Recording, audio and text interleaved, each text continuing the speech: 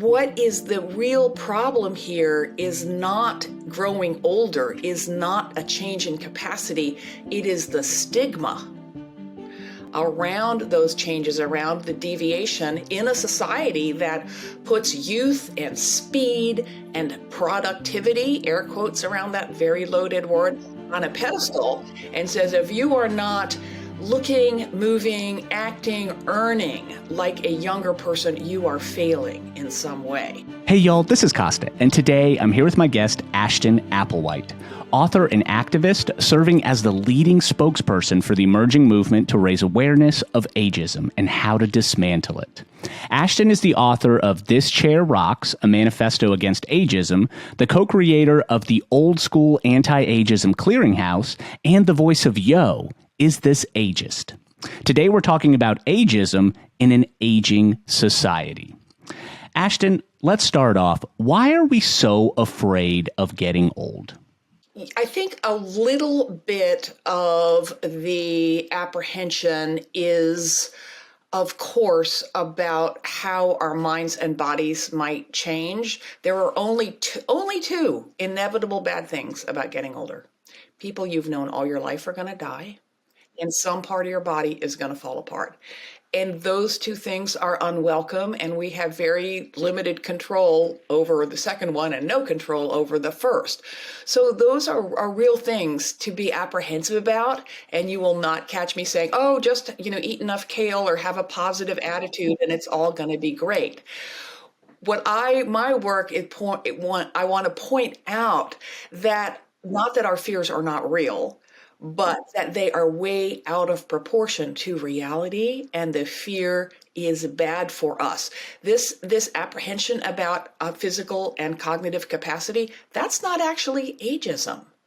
Ageism is any stereotype or prejudice we have about someone or a group of people based on how old we think they are. You can have a young person who is cognitively impaired. You can have a person in middle age who is temporarily incapacitated because they broke their foot or they got in a car accident, right? So what is the real problem here is not growing older, is not a change in capacity. It is the stigma around those changes, around the deviation in a society that puts youth and speed and productivity, air quotes around that very loaded word, on a pedestal and says, if you are not looking, moving, acting, earning like a younger person, you are failing in some way.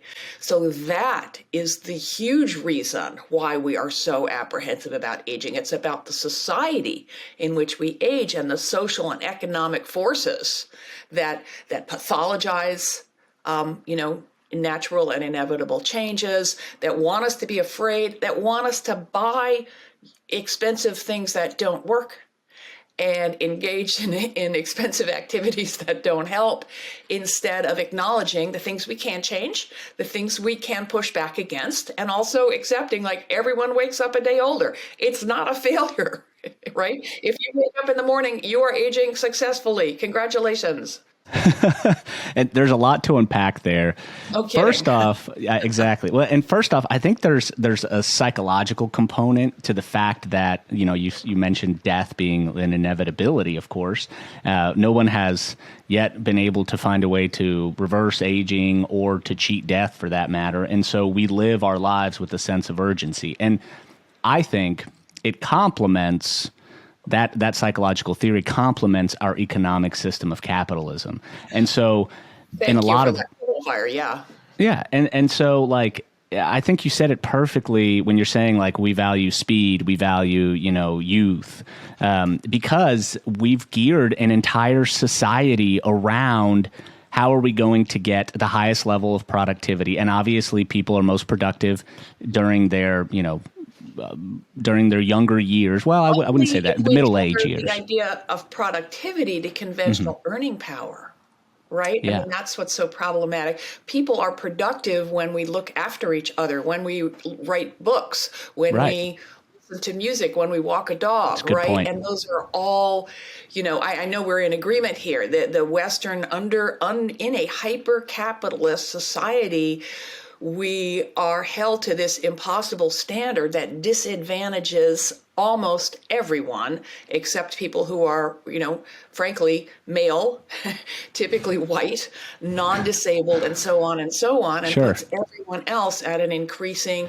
level of disadvantage, if they are less educated, if they speak with an accent, if they are not thin, you name it, right? So that system privileges the people with privilege and works to disadvantage everyone else. And everyone gets old if we're lucky.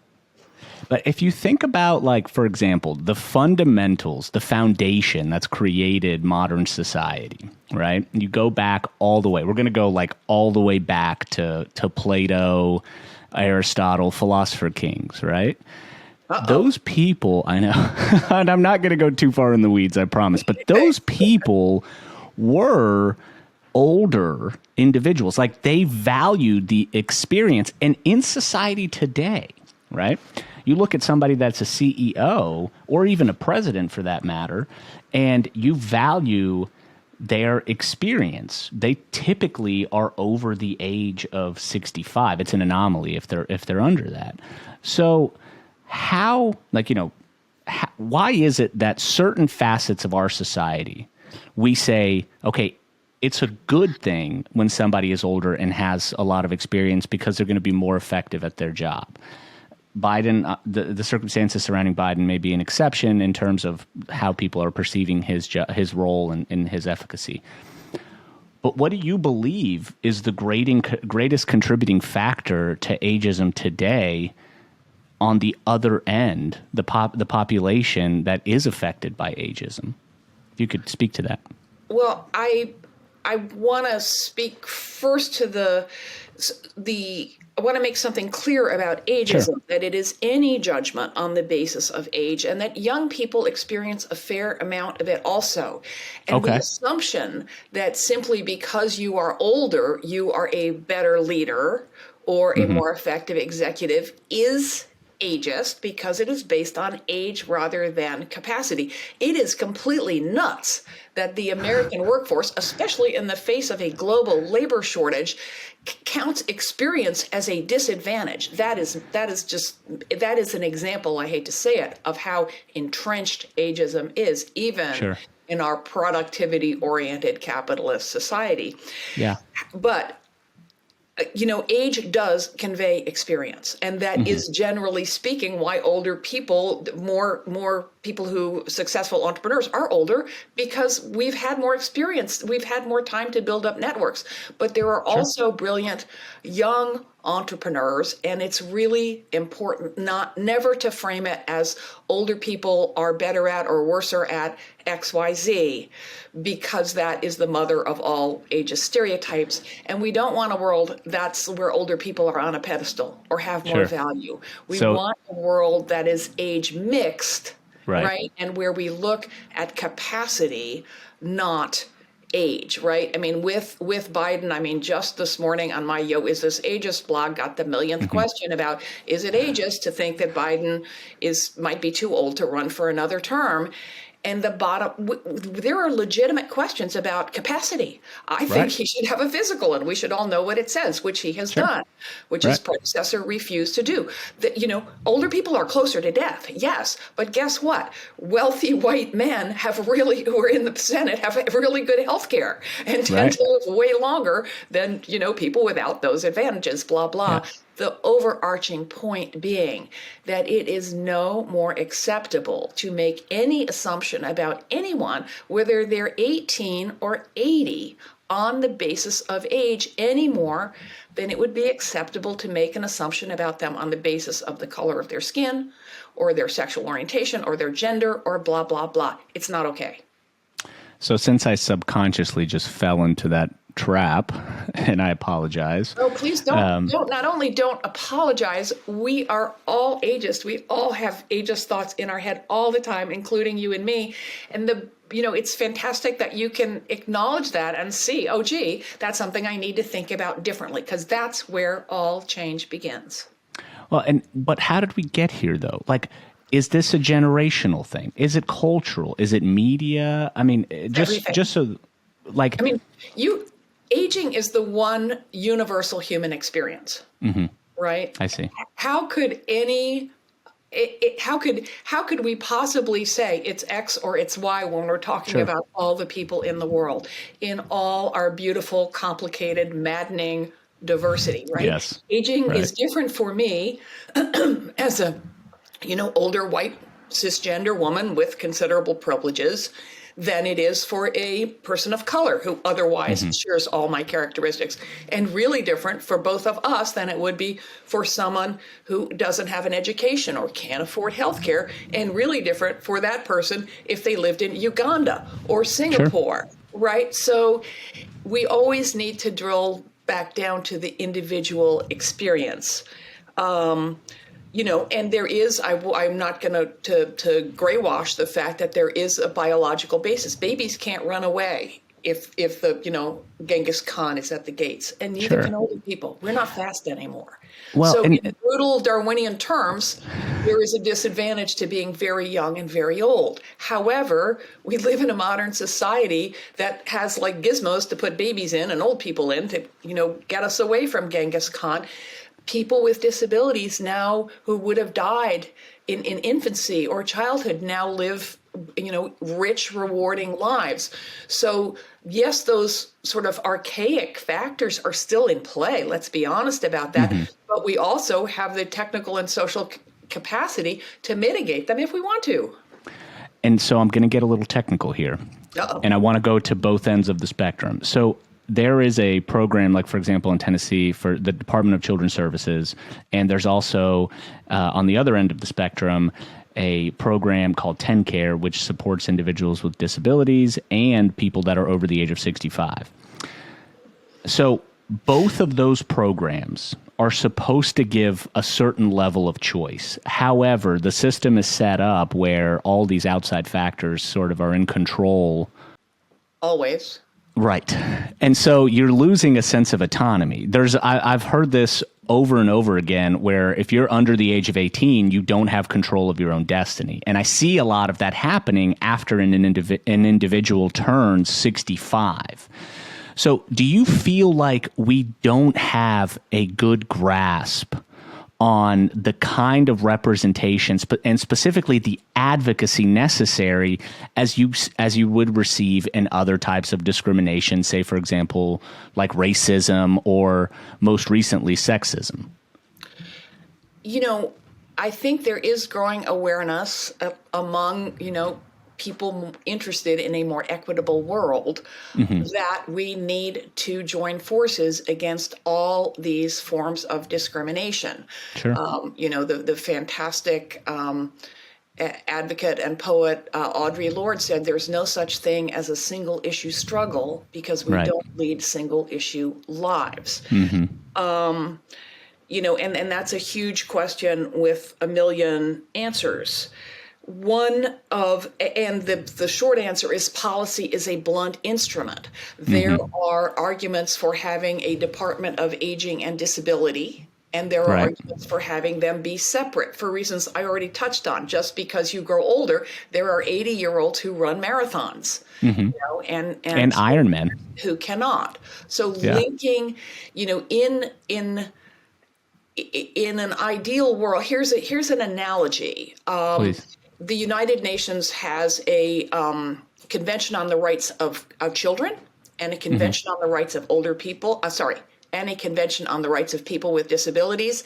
And there is a lot of momentum from people whose politics I hugely admire for a convention for the rights of older people. So sort of draw an analogy there between these, bureaucratic blobs and the organizations in Tennessee. If we enforced the Convention on the Rights of People with Disabilities, right?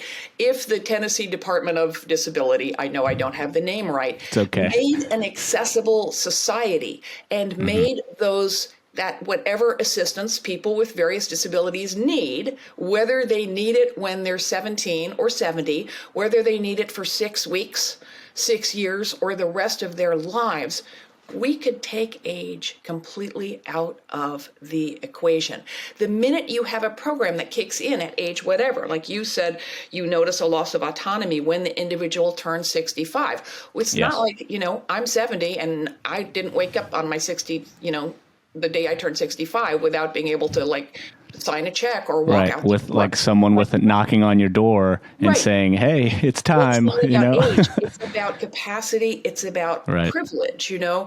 And I am not equipped to speak about the policy solutions because they are so complicated. But what we want to do, I think, is to understand more about what's ageist, what's ableist, and ableism is an analogy. Sort of ability is to ableism as age is to ageism. It's stereotyping and stigma and prejudice around cognitive or physical capacity. And I just want to mention a really useful tool that we at Old School just created. It's a workshop called Still Kicking, because confronting ageism and ableism, because the still is ageist, oh, you're still working, and the kicking is ableist. Why should it matter whether or not we can kick? And it's available. You can hire the people at Old School to give it. They do a great job. It is available as a DIY download and give it yourself at oldschool.info. It's free. It's really good. Fantastic.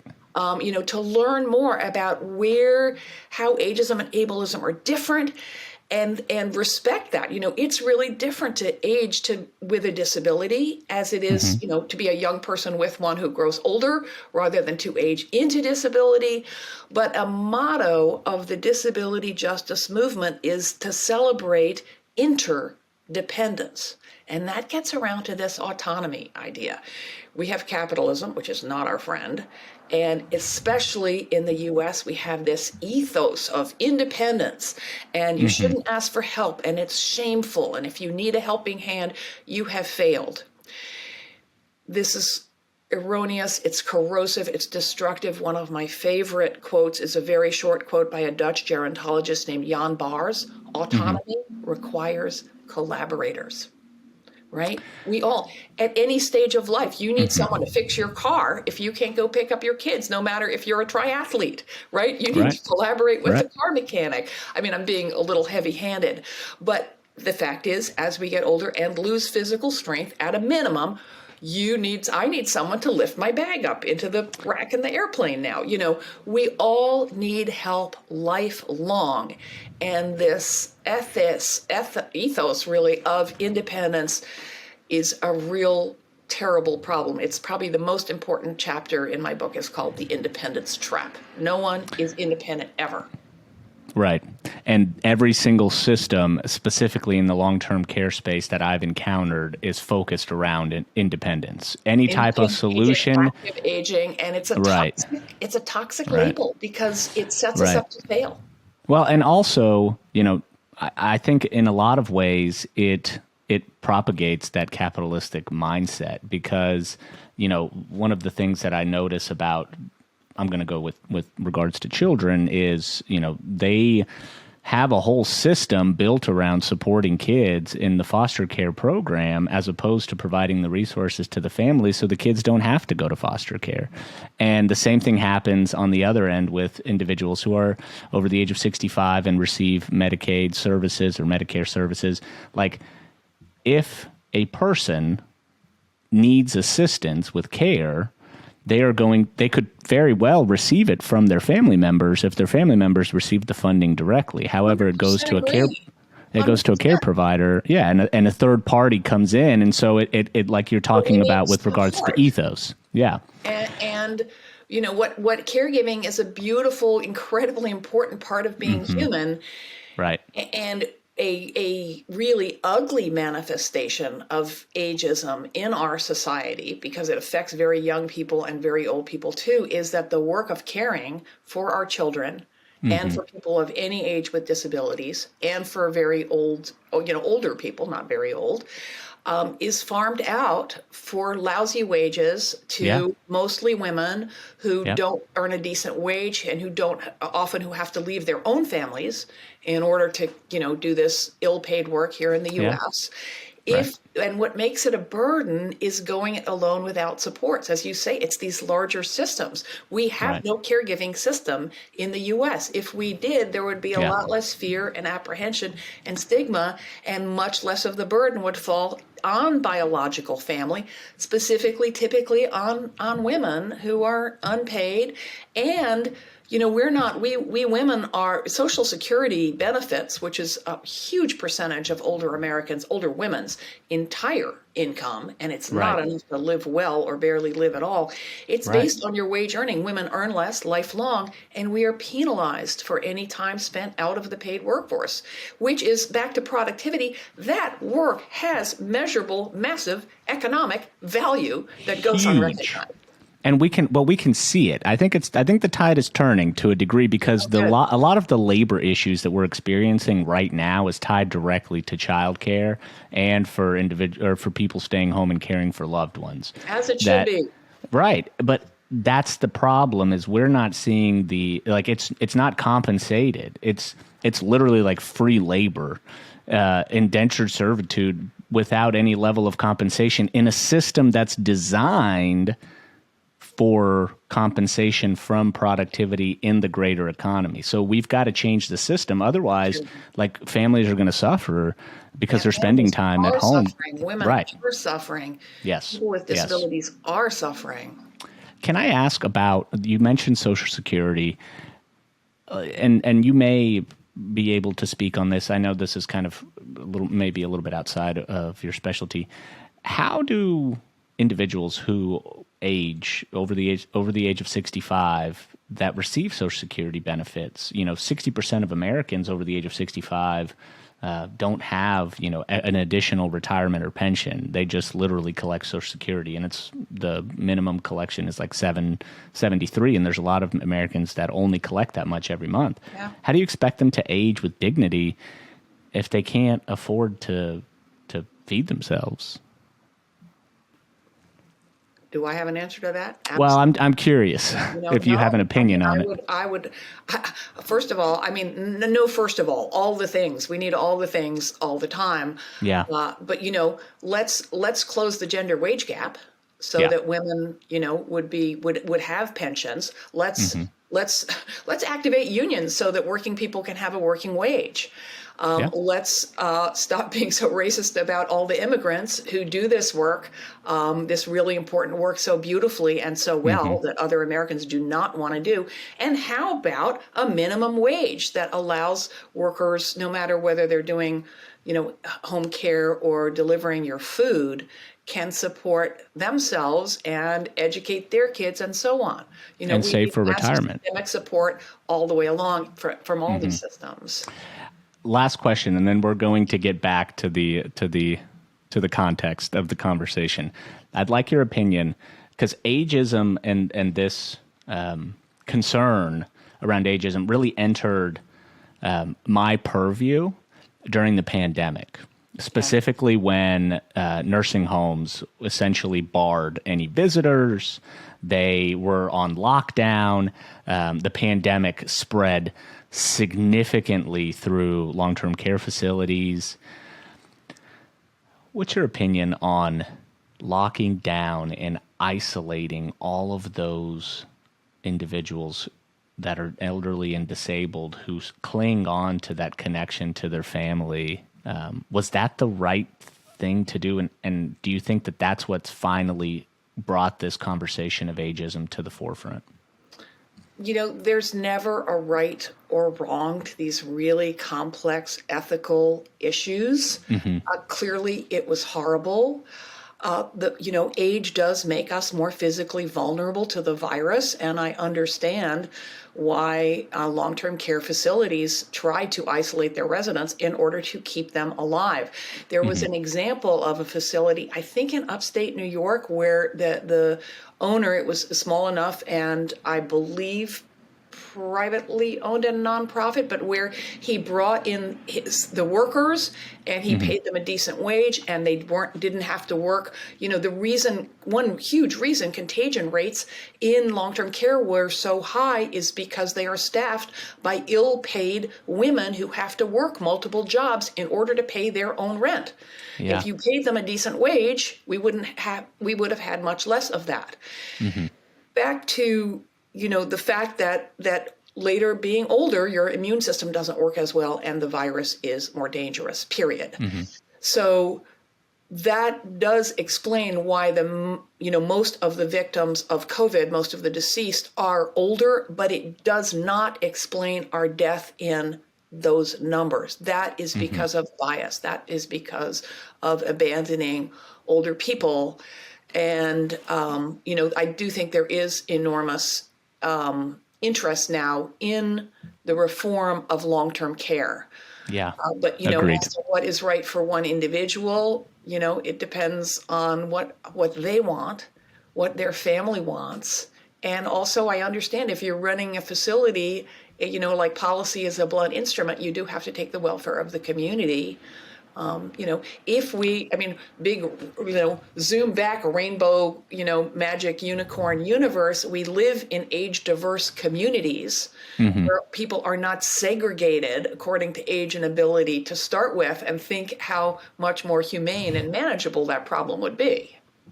But how can we take steps to start creating communities that are more inclusive and supportive of people for all ages? Well, the ideal would be to live in age-diverse communities. An awful lot of the people who work in aging services were raised by or around older people, typically their grandparents. If you have a lot of queer and gay friends, it's pretty hard to have stereotypes about gay people persist. If you're around people of all ages, it's pretty hard to believe that old people can't take care of themselves and young people are selfish and incompetent too, right? Being surrounded by people who aren't like us, or different from us in some significant way, makes it harder to hold on to stereotypes, which are the heart of all bias. So, people often ask me, like, where is it less ageist? It's less ageist not so much in China, which has urbanized and become, very, very much a capitalist society in recent years. And but where older people and younger people live in community, there's less ageism. So there is a lot of interest now in intergenerational housing, which I really like. Another example would be, instead of senior centers, how about community centers, where, a question I get all the time is what about activities, yoga for old people or knitting for young people or whatever. It's appropriate to have activities for children because being 9 is really different from being 6, but being 29 is not so different from being 26 or whatever. Sure. A 3-year gap. And I want to make another point about that.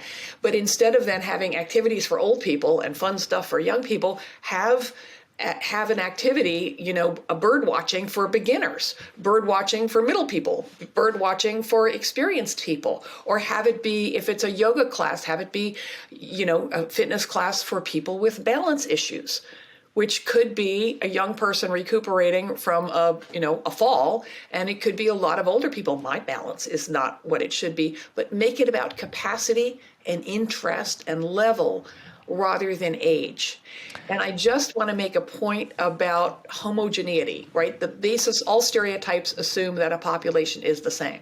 Every newborn is unique, but 17-year-olds have a lot more in common cognitively, socially, developmentally than 37-year-olds and so on out. The longer we live, the more different from one another we become.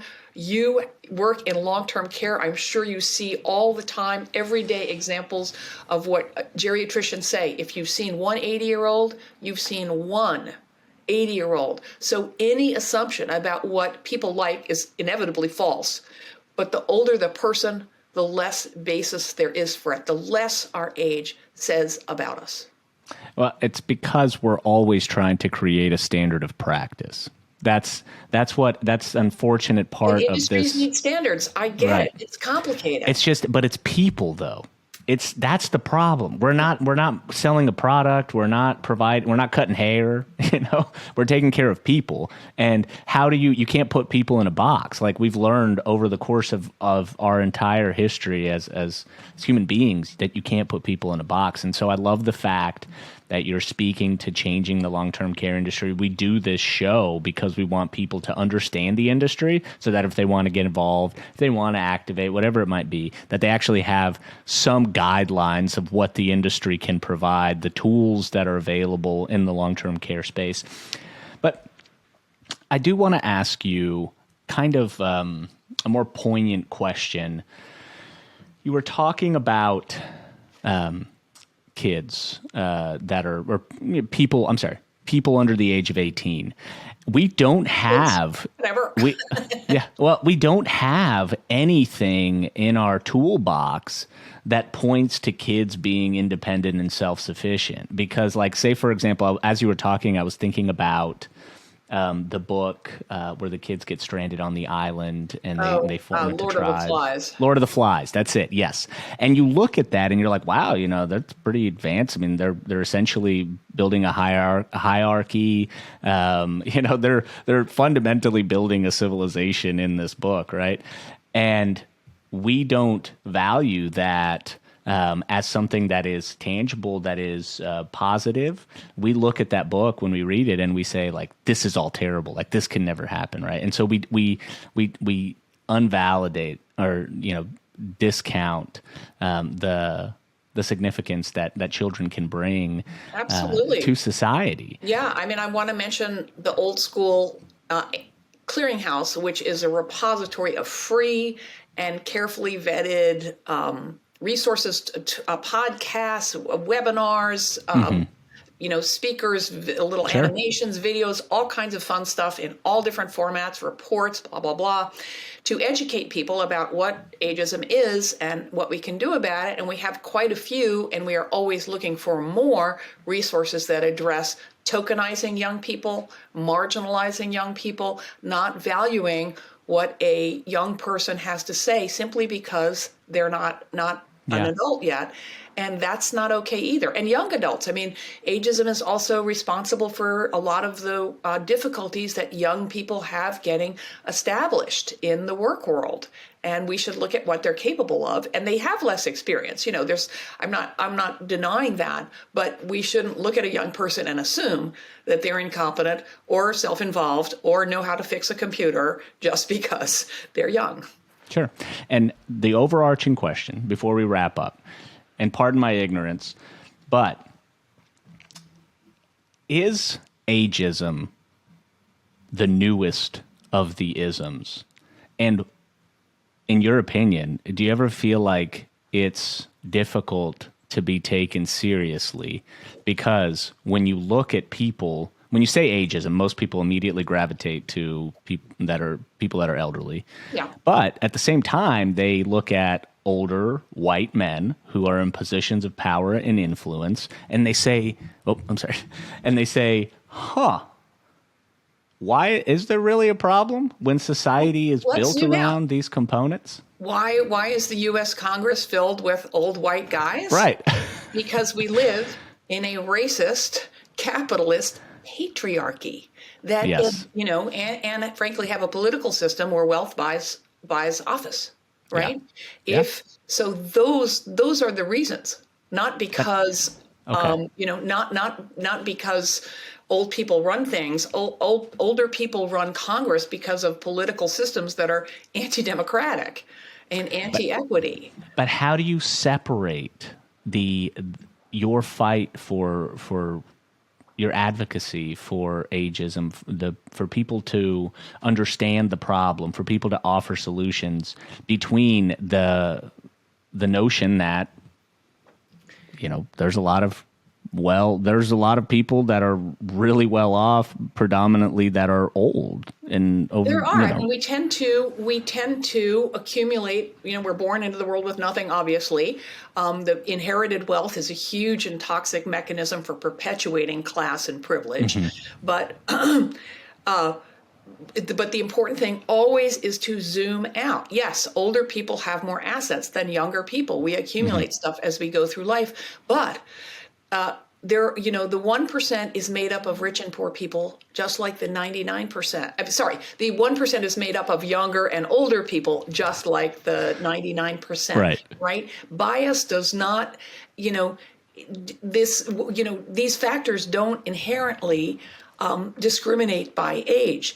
So it's always important. I mean, because of persistent ageism in the workplace, hundreds of thousands of Americans are aging into poverty, as you already touched on. Yeah, because we terrible. don't have a caregiving, system in place, because we don't have decent health care, because we don't have single-payer health care up until people are 65, so people can't take care of themselves. Much of what we think of as old age ailments, a horrible phrase that I can't believe, just because there are very few actual conditions of late life. Most of them are conditions that, that we've had lifelong, but haven't been able to take care of, or haven't taken care of, or, can't afford to take care of, and they become symptomatic, right? And they turn into chronic conditions in later life.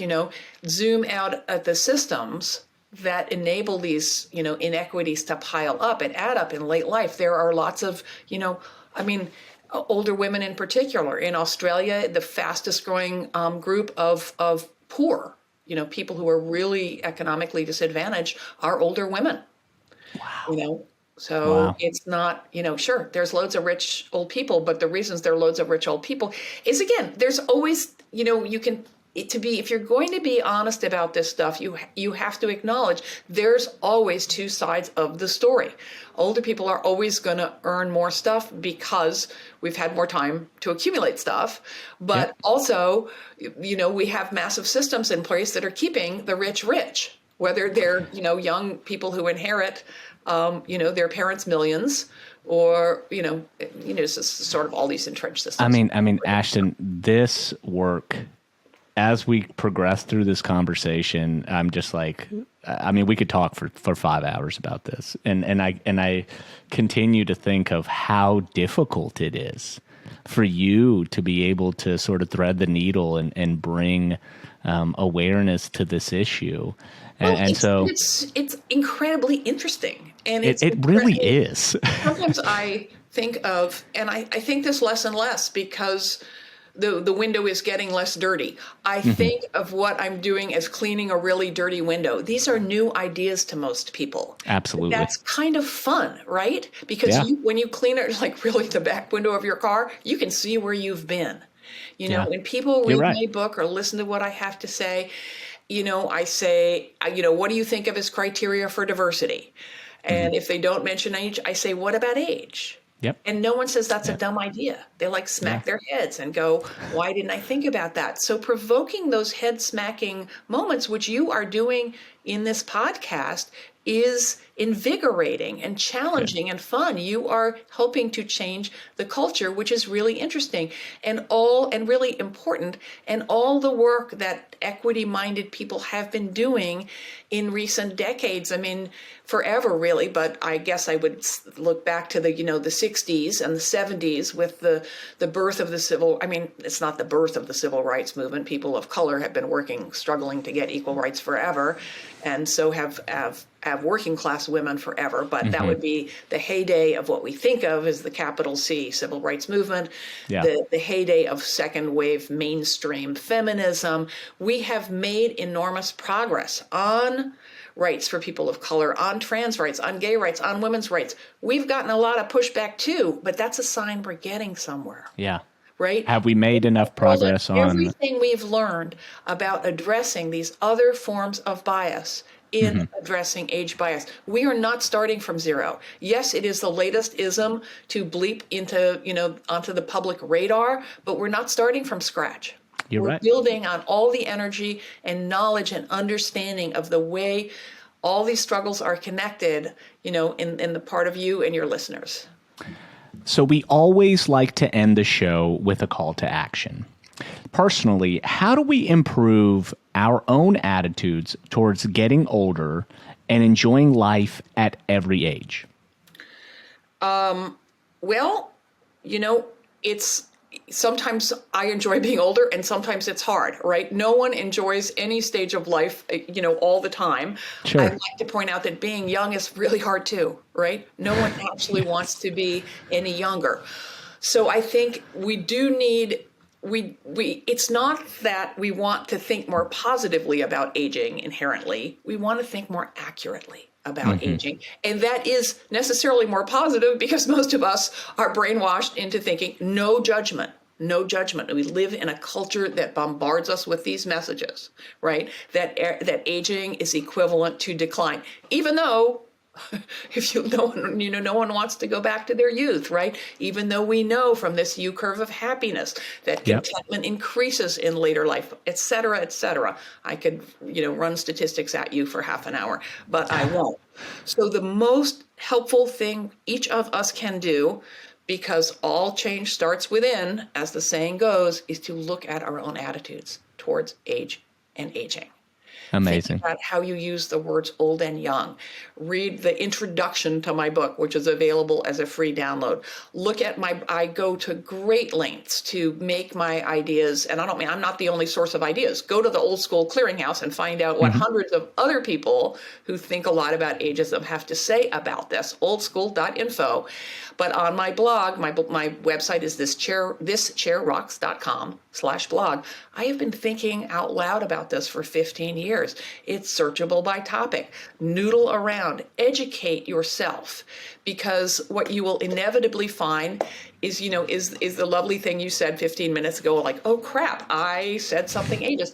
I, Ashton, think ageist and ableist things all the damn time. It's really hard to unlearn ideas that we grew up with. It's why older people can be the most ageist of all, sort of counterintuitively, because we've had a lifetime of internalizing these messages, and most of us have never stopped to question them. And that first moment of like, oh, ick, this is in my head and I'm part of the problem, that we can't challenge bias unless we're aware of it. Right? So the first step is to acknowledge, start to see the ways in which you are biased, instead of for evidence that we're not, which is where we all go, oh, I'm not racist. I didn't mean. Yeah, you are. We all are. And it is in that reckoning that we start to see the problem more clearly. And the good news is that right around the corner, like instantly, not consciously, the minute you see it in yourself, you start to see it in the world around you, in things people say, in advertising, and that is liberating, right? That's what consciousness raising does. You're like, oh, it's not that I'm a bad person. It's not that I'm more ignorant than anyone else out there. It's that it is embedded in the culture. It is a shared problem, and we can come together and do something about it.